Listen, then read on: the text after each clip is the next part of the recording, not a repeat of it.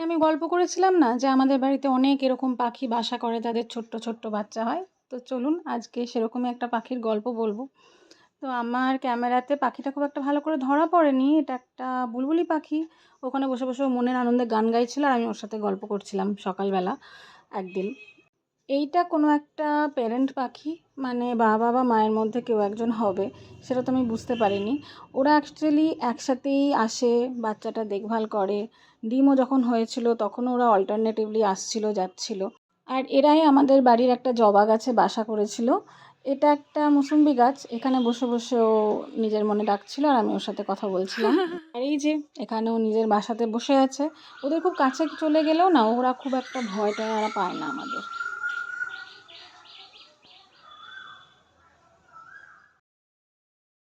এদের একটাই বাচ্চা হয়েছিল আর বাচ্চাটা বড় হওয়ার পর এইভাবে ঠিক মাথা বাড়িয়ে দেখতো যে কারা চলাফেরা করছে। আসলে বাসাটা একদম আমাদের উঠোনের মধ্যিখানে, যেখানে আমাদের তুলসী তলা আছে, তাই আমাদের তো যেতেই হতো।